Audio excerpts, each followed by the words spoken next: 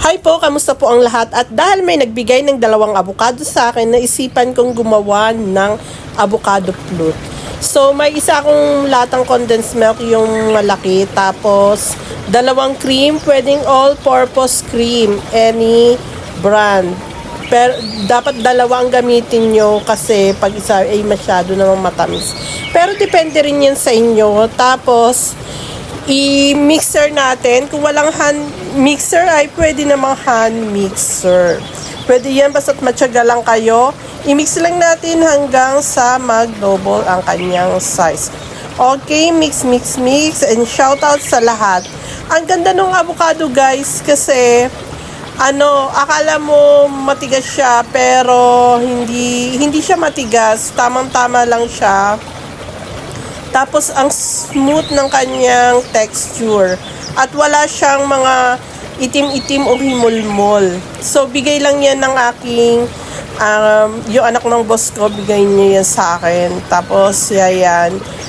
Yung buto niyan ay yayadyarin ko at ilalagay sa alcohol para sa panghaplas. Maganda siyang panghaplas, guys. Minsan gagawa ako ng content ng panghaplas ng mga sakit-sakit ng katawan. So, nawala talaga yung sakit ng tuhod-tuhod ko. Kasi kung minsan, masakit ang tuhod ko kakatayo dahil sa work.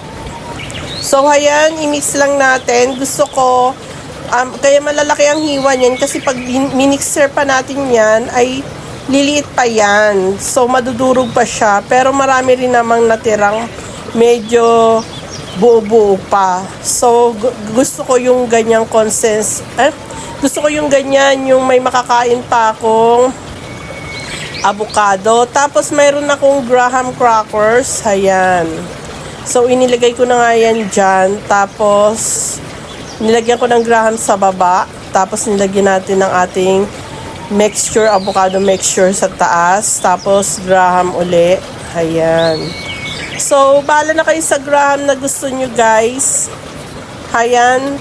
Ulit-ulit lang yan. Then, pagkatapos nyan, nilagyan ko ng plastic yung ilalim para madali siyang matukla pag halimbawa mabuo na yung kanyang buo na siya. So, ayan. Ang sarap nyan guys. Naku.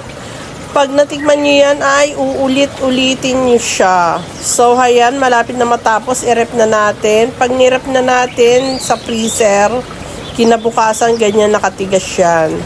So, tutuklapin na natin yung ating plastic ng dahan-dahan para hindi naman masira. Ayan, creamy na creamy. Tapos, itatapon na natin yung plastic. And then, hihiwain na natin yan ng kutsilyo. Shoutout sa lahat sa mga supporters natin dyan sa hindi nagsasawa. Shoutout sa inyo. Ganun lang guys ang gagawin natin. Isang condensed milk at saka 2 all-purpose cream.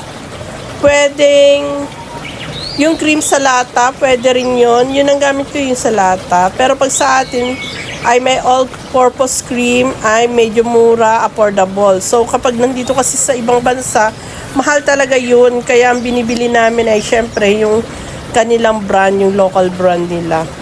So, ayan guys. Sana may natutunan kayo. Enjoy. And God bless you all. Salamat sa panonood. Mwah, mwah, chup, chup.